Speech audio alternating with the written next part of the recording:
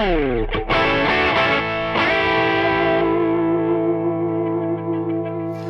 back to Andertons TV, everybody. Mr. Pete, Mr. Lee. Hello. Joining you today on this auspicious day because if you haven't worked it out, 2024 is our 60th anniversary. And in 2014, Crazy. we did a very cool collaboration with Marshall. Yes, it was cool. To create a sort of a throwback to the JTM 45. It was super popular. Even now, these amps go on eBay for like 2-3 times what they were sold for when we launched them in 2014. And so it's a bit of a giveaway who we've done the 2024 Oh, yeah, sorry. one with. No, it's not. I've just realised I mean, they're all here, aren't they? I'll do it like that. We've been preparing for this probably since about 2021, talking to brands, seeing who would do what with us. And as I sort of had mentioned, I think in the previous video we did on the Thorpe 60, which was a sort of a smaller celebration of our 60th anniversary.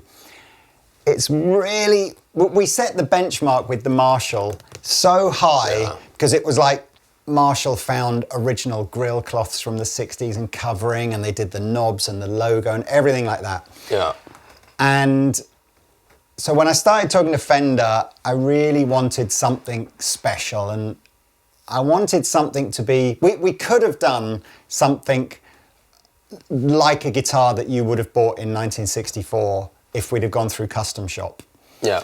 But I didn't want the product to be so far out of everyone's price range that only the very wealthiest kind of customers of Andertons could afford it.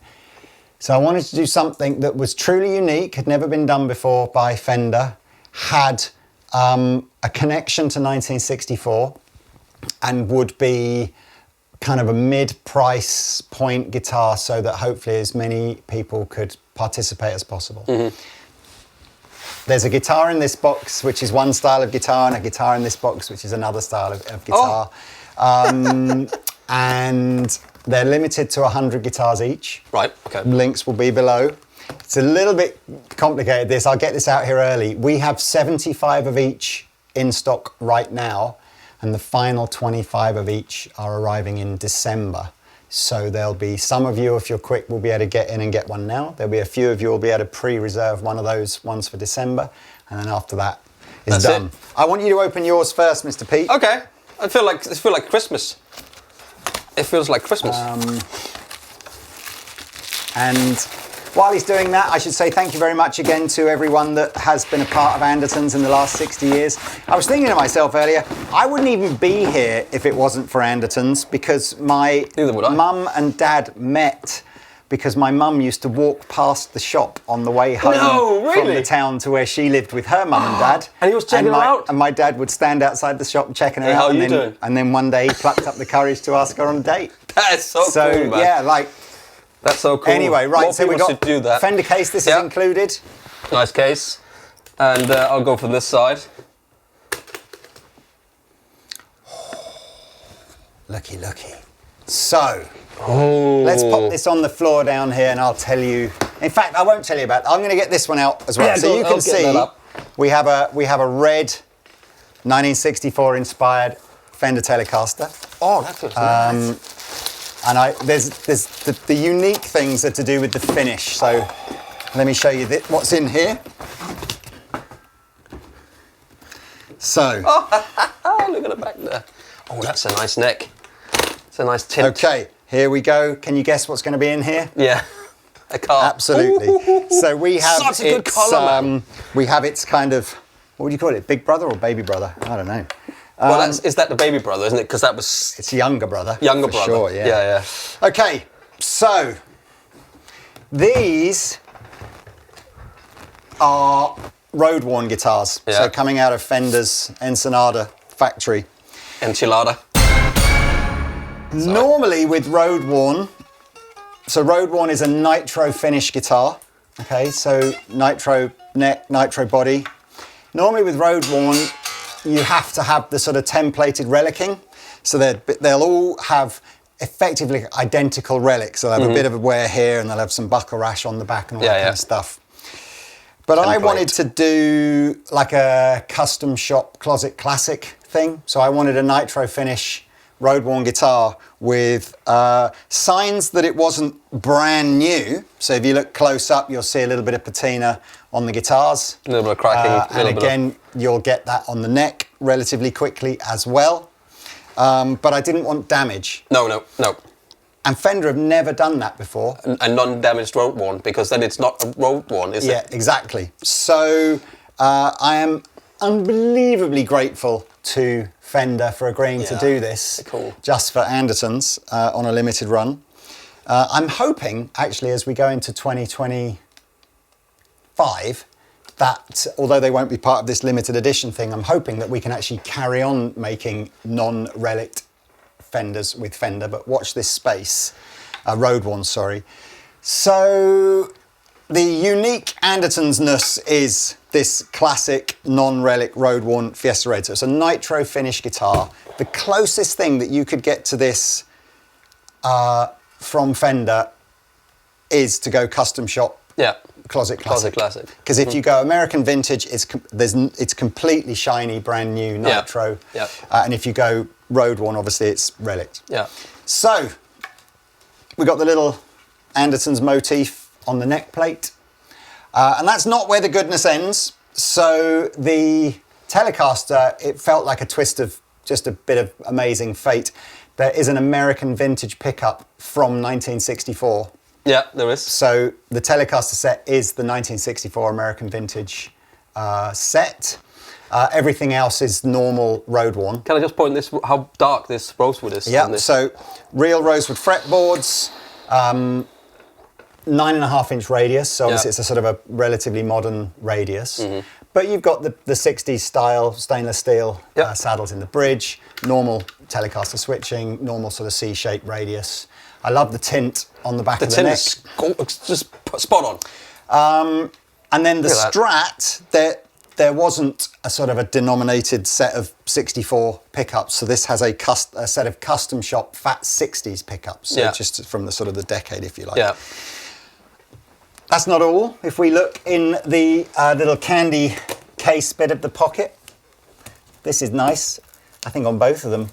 Yes. So in here, I've got the original tremolo cover and tremolo arm. And Pete has the ashtray. The ashtray, absolutely, which you can put on there if you wish, and you want to make it look even more sort of... You almost never see Strat players playing with the cover on because you can't palm mute them. No, but neither Telecaster players either.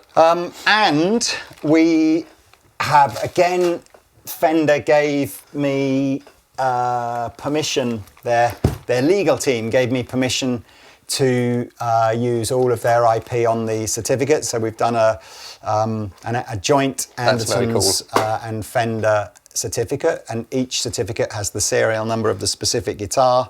And I signed your signature. And dated these. Yeah, I even did my proper signature. So I don't know if so that's... I'm gonna. Yeah, it's probably a bad idea, wasn't it? Now. And what I'm going to do also, and who knows who will get these because it'll be complete luck of the draw. The two guitars that we've got in this video, I'll do a second certificate that Pete and I'll write, well done, you got this one. So love to see on tag us in that stuff. Social, great, who man. gets that. Good job. Yeah, they just look great. They do look really, really good. They're great to play. I haven't told you how much they are. They're $14.99. Right. With the includes case. The case. It's going to be free shipping in the UK. In this particular instance, because it's an Andertons limited, one-off thingy, this we can ship anywhere. So wherever you are in the world, obviously you have to pay shipping on it. If you really want one, I don't know how fast these will sell. I mean, I would love to think that they'll go for sale, and then the following morning I'll come in and they'll all be gone. But they might not be. But like I say, there's 100 of each, and I'm very, very proud. This is super cool. You should be. And well done, and congratulations to you, your dad, and your granddad. Yeah, and honestly, man, it's quite an achievement. The crazy thing is you've probably worked at Andertons longer than my granddad did by now. So, and 10 years coming up next May. Yeah, there are many people who've been involved with Andertons for whether it's a few weeks or 25 years or more. Yeah, crazy. They all deserve, some thanks for doing the amazing job they do. And what you see of me and Pete messing on YouTube, or if you get a delivery from Andertons, many you come to the store. The don't forget that is the combined effort of over 100 members of staff here. So thank you to those people too. We ought to plug these in. We should do. Let's do it. But there you are. They look great. They're cracking. Do you think anyone will buy a matching pair? Why not? Be pretty cool, wouldn't it, if they did? But there we are. So that's it. That is the. I would love to see again in a few years' time. Let's see.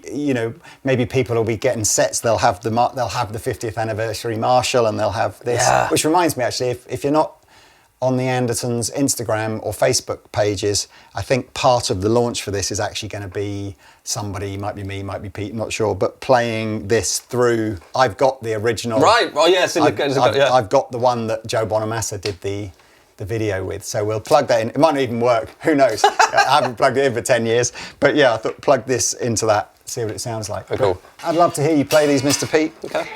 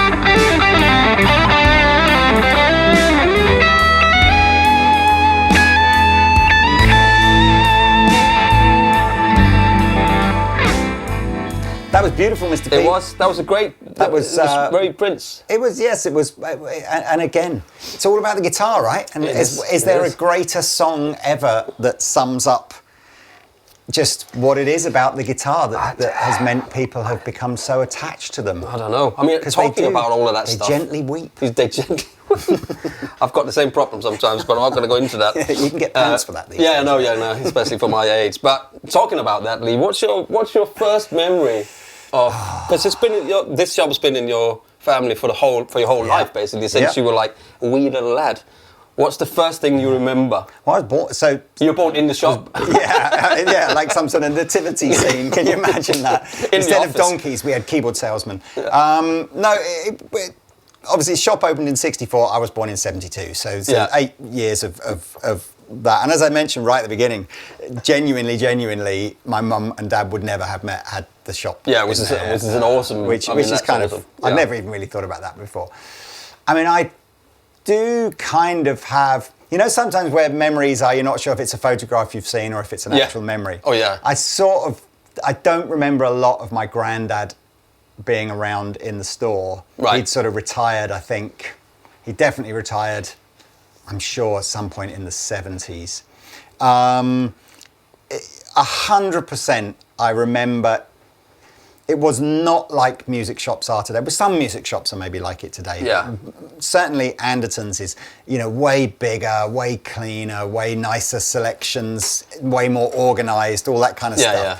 Back then, it would have been run by my dad and granddad, who were both drummers, and my nan, who basically would have just counted the till and made the tea. That's a bit, a bit stereotypical perhaps of that era. Yeah.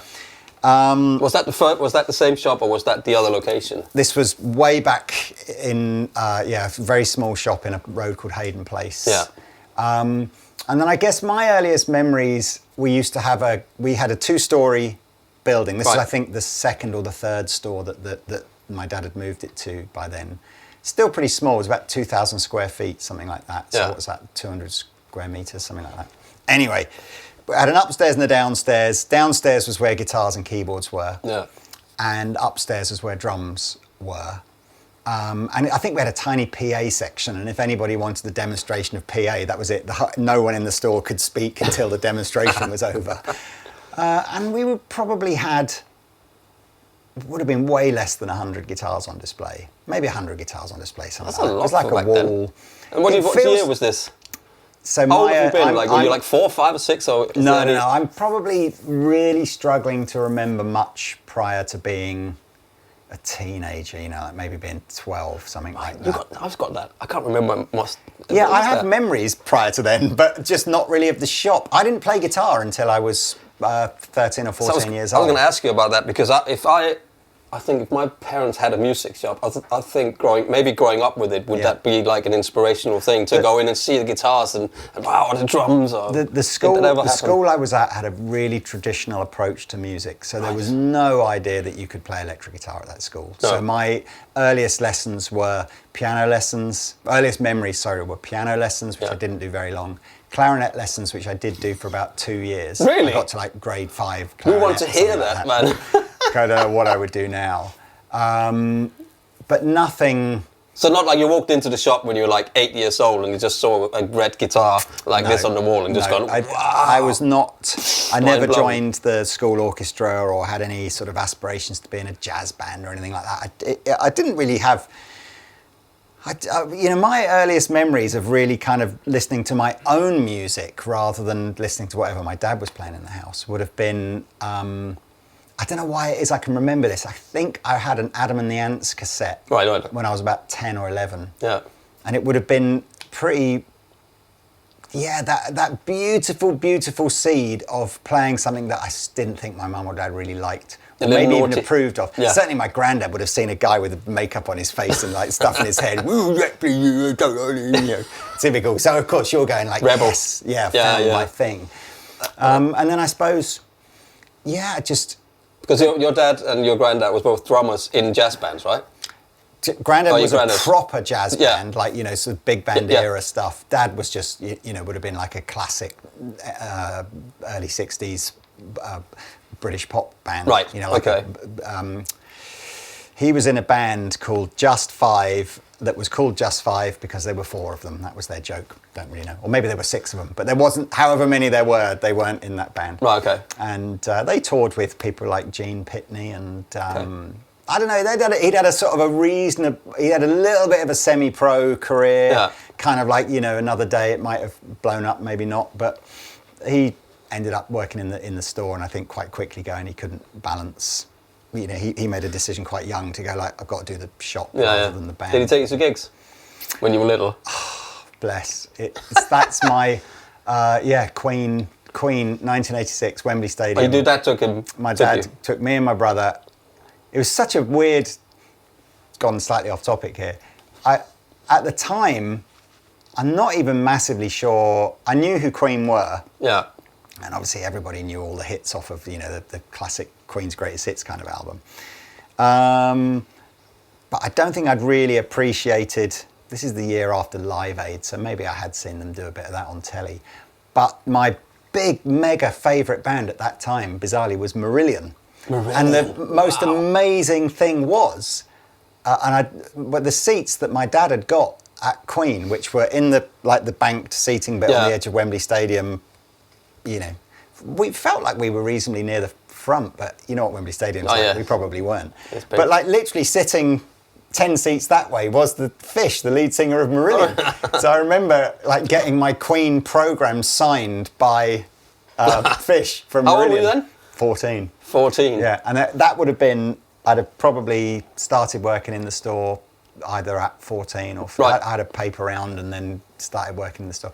My mum and dad had divorced by this time, and the house that my mum had was, see, I've shown you where the old shop is, right? Yeah. So you know Church Road that we go... The other way around. Yeah, that's where I lived with my mum. So I could walk to work, it was like 100 yards away.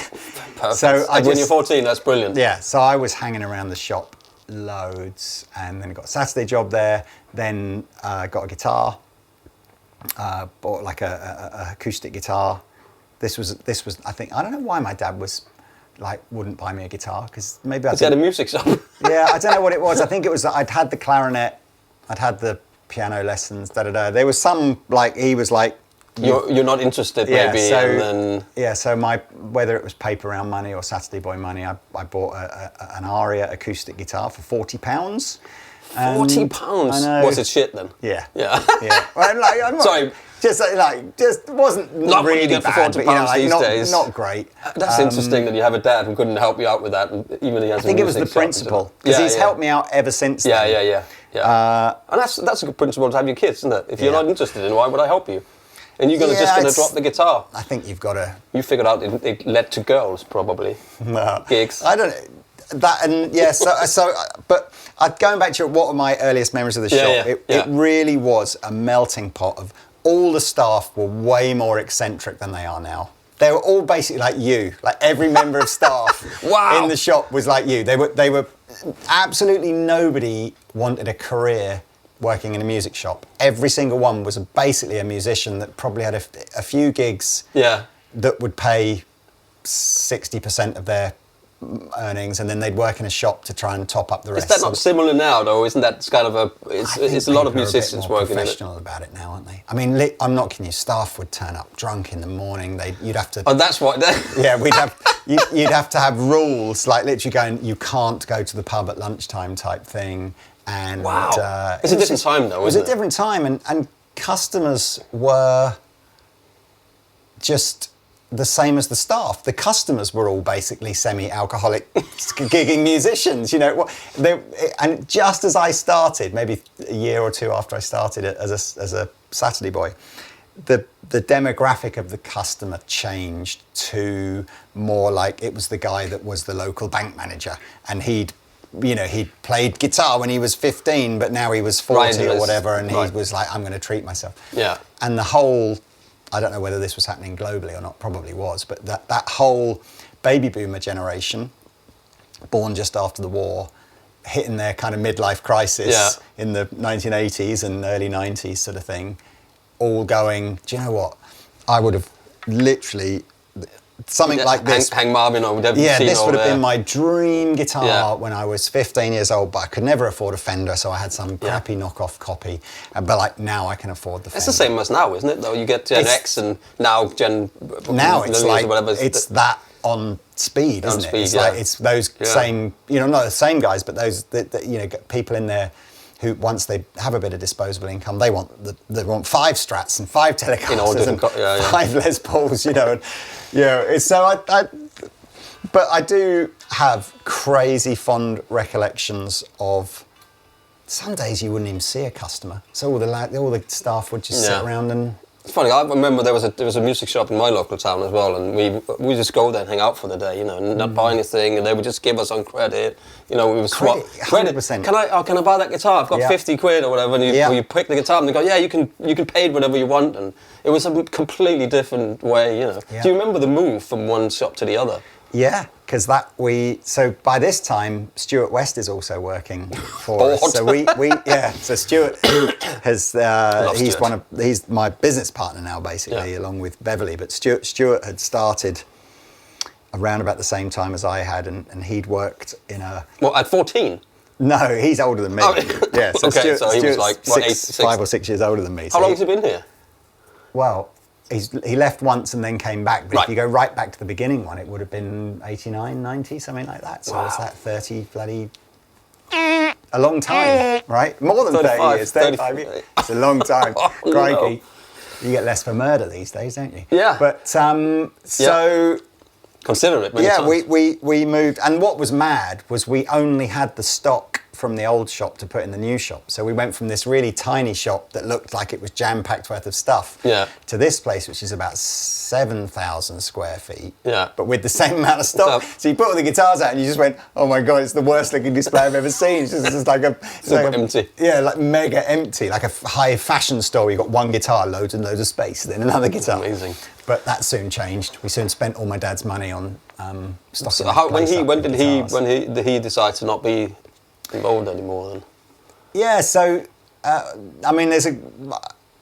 How long ago was it he went? I've reconnected, I think, with my dad over the last 10 years in a way that maybe when I was younger and parents getting divorced and all that kind of stuff.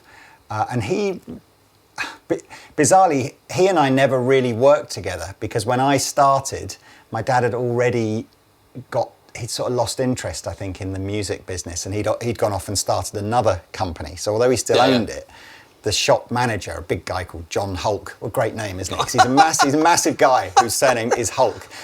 Everyone used to think he was my dad. And I loved him. He taught me loads and loads. Yeah, who knows? Yeah, absolutely.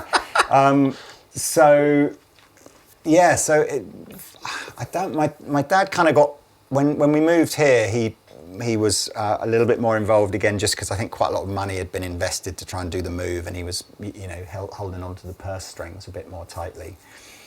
But yeah, Dad had there was a couple of things that enabled him to retire. One was he'd co-founded the local music college, which just took off like. Yeah, I remember just being staggered seeing the kind of the how that business was performing, sort of financially, and it was 3 or 4 years old, and it was already bigger than the music shop, which was like 30 years old by that time. I was like, wow, that has really flown. And then he got sometimes I think it's like. I think people who've started their own business will maybe relate to this. You're so invested, it's like your baby, it's like your third child or whatever. And you can't let go. But then he had a really heavy illness, was in hospital for about a month. And this is when he was in his sort of 50s.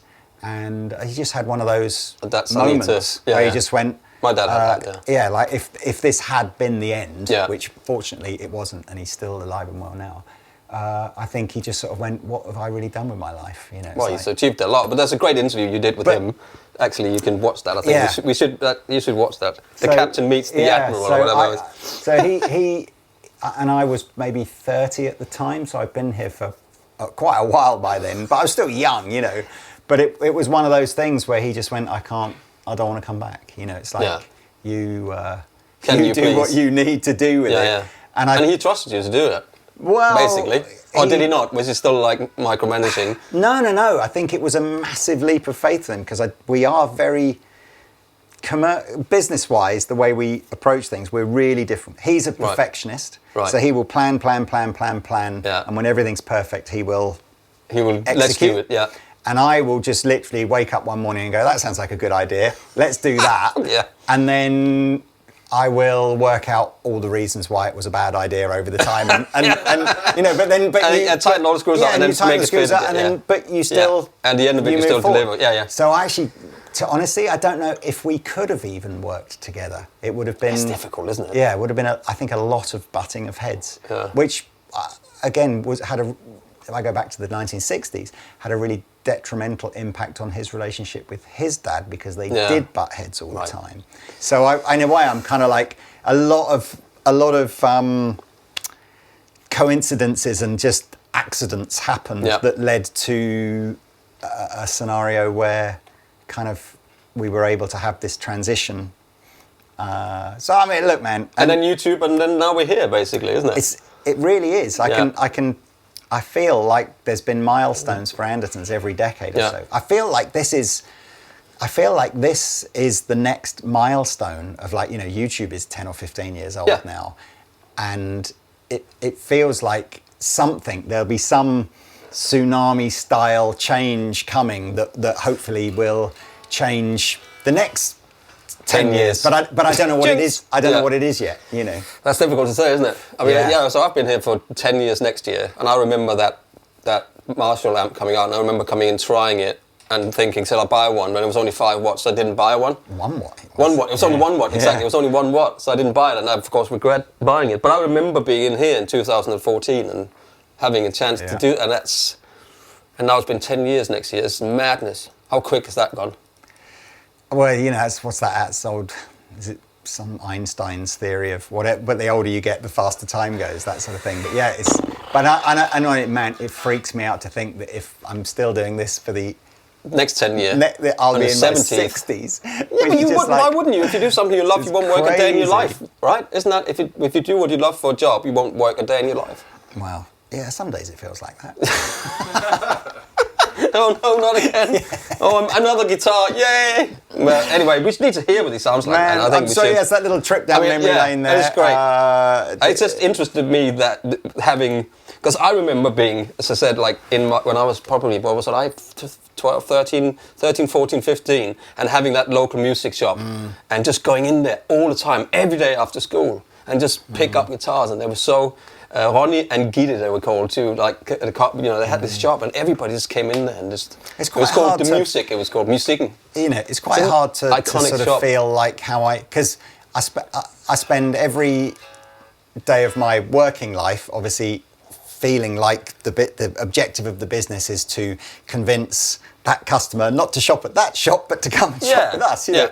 But yet there's another part of me that just goes, those like local small music stores around the world are so vital to that local music community. About to say, it plays such a huge part. You know, maybe you should just like, you know, maybe every other thing, don't buy it from Andertons, go and buy it from your local store. Yeah, for me, it played one of the biggest parts of my musical life, that I could just go there and hang out and meet people. You know, and put my note on the wall saying, "Are there any bands?" Like, all that kind of stuff. And you, over the years, it must be the same with Andertons. People just been inspired and coming in and chatting and talking, you know. I love hearing when people say, "Oh, I was hanging out in Andertons for a couple of hours the other day." Yeah. Because like, what other shop do you just hang out in? Yeah, not many. You know, go to a clothes shop or a supermarket. I went to Lidl and just hung out. And you know, and you see your friends and you get to know the staff and all that kind of. I think that's really beautiful. That it is. It's a big it's a big part of this community, isn't it? So well done. Hey. Can I hear that guitar? Yeah, can we play the guitar now? So come on, take us through. This is a Telecaster with 1964 vintage USA American humbucker. So it's completely. I mean, I'm still blown away by the color of this rosewood, because that is so dark. And you know what? I had to open every single one of these yesterday to put the certificates in them, and every single one I was like, ooh. Fender have killed it on this. I don't know if this is Ensenada or whatever, but on this run, the rosewood is all epic. Yeah, but it's back now, rosewood, isn't it? It is. Anyway, let's see what we do into the. It's not a Fender amp, sorry Fender, but you can't have everything. You know, you can't. What is it called? eat and... It's a Victory amp, another one of my journeys over the last 60 exactly, years. Exactly. Here's the bridge pick.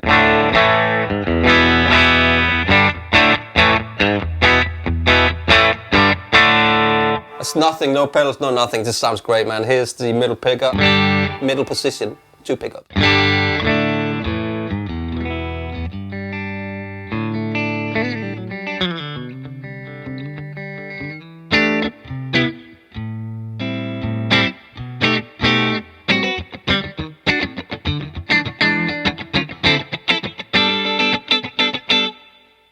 And here is the bridge, the neck.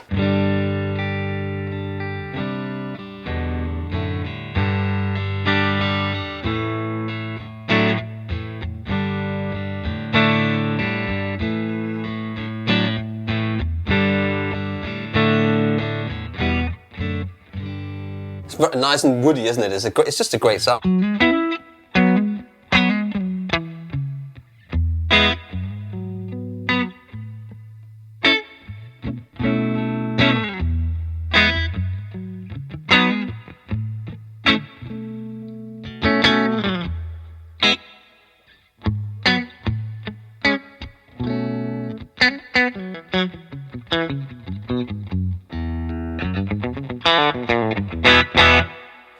I love it. It sounds good. I mean, it's just a classic Telecaster with a nice fretboard and a finish that over the next 6 or 12 months of you playing it and getting you rubbing it and stuff like that should start to give you a little bit of wear and tear. Absolutely. You know, in a way that a polyurethane finish guitar wouldn't do. Exactly. Here's a Dane.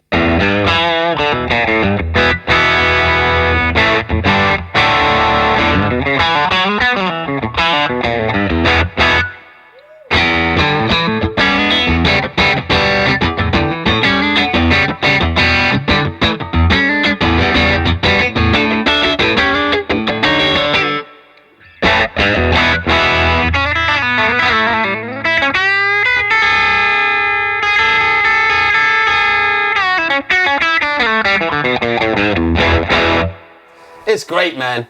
It's great. It's a great colour.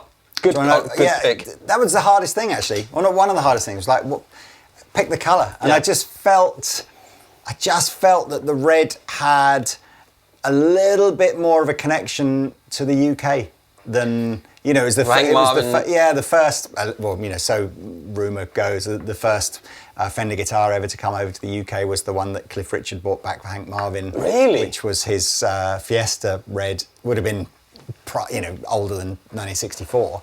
But I don't know. And then I think of I see this colour and I think of people like Gary Moore and Mark Knopfler and I might have to. Yeah, I mean, bizarrely, the one stuff out for that.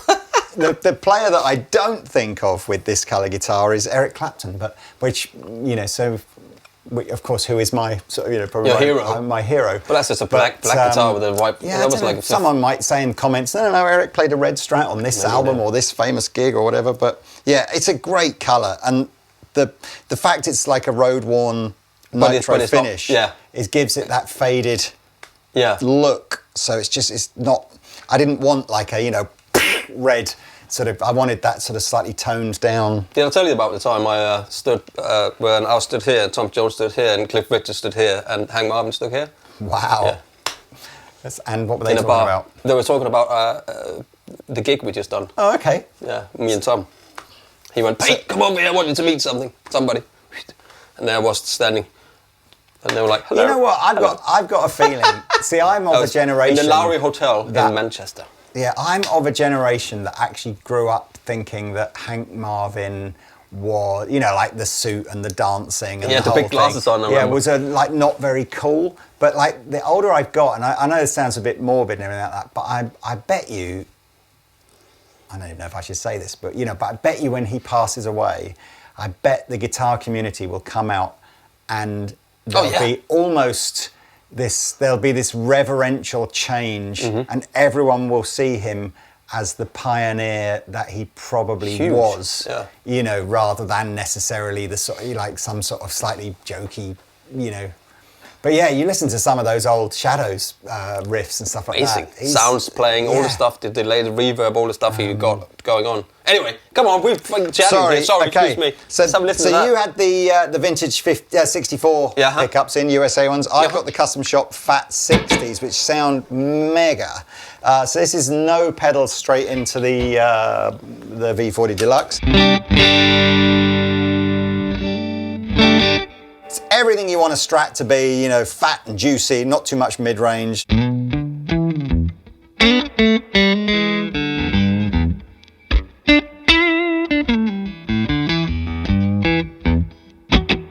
Neck pickup, what's not to like? No pedals, no compression, no nothing. Position 4.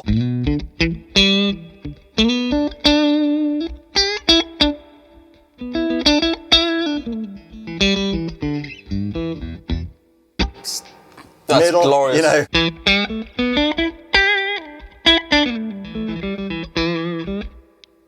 P2.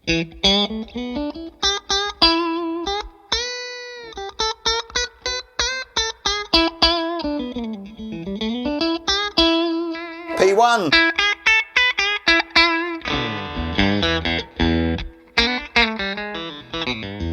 Not as ice picky as I no, it's really expected.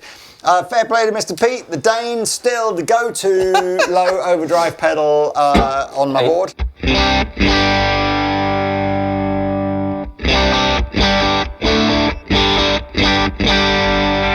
P1.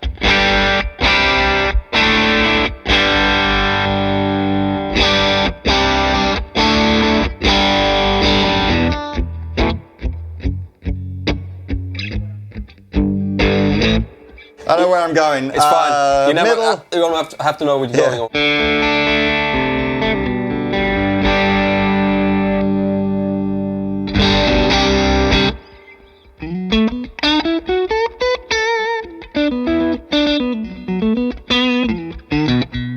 And then neck pickup.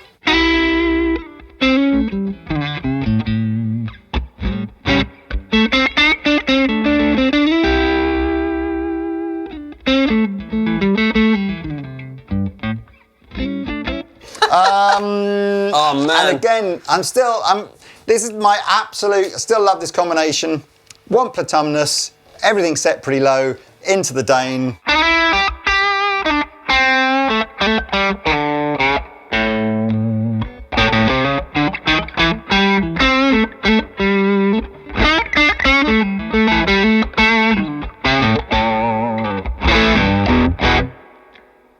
This is a great sounding Strat. I mean, look, Strats are just great. Teles are great. We're not trying to tell you anything you don't already know. We're just I'm trying really to getting hats on for that Strat looking. Because you remember that was that master built one, and that was exactly that same colour.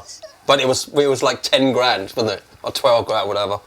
I think the thing again, you know, with and the reason guitar players have got this super perverse love of the way vintage guitars were finished in that nitrocellulose finish is it does age in a completely unique way for each individual player. You know, how you play, how you hold it, how you sweat, how much you use it, everything on this guitar will change over the next 3 or 4 years. Well, you have to play it a lot to get 50 years, but you know, you're talking like a heavy relic. Heavy relic is like Rory Gallagher levels of playing. I'd be dead by the time it's going to look like that, even if I play it every day. Yeah, but my favourite, I mean, I love a heavy relic guitar as a tool, you know, as in like, because they often have a certain magic in terms of feel and tone. But in terms of look, Closet Classic and that's what people want, is my favourite. So buy one of these before they go, and I'm going to swap some stuff out. What have I got? Well, look, there's nothing left for us to do other than Pete and I think we should write a little message on these certificates of authenticity for whoever's going to literally get these 2 guitars. And please, please, please, if you get this actual one, please post something or DM me on Instagram just with a picture of you. What's the sticker? So this one is 24012166. You know what this is? This is completely random as well. This is so weird, there's fate here. But when I was signing the certificates, I went, oh, is that actually the coolest serial number there is? Because this is MX2401. They're pretty much all staying with that. Yeah. But then it's got 2424, so 2020, like not 2024, but just 2424. So like there's lots of 24s in here, which is kind of cool given that it is 2024. Anyway, My word! This was supposed to be a 10-minute video. It's been an hour-long That needs to be edited by the time and out. Memory lane, yes. Thank you so much to all involved again. Thank you especially to Fender for agreeing to what a bunch of legends. do these things for us. Happy days. Thank you for watching, participating. Good luck if you're going to get one. Cheers, Pete. Oh, cheers, man.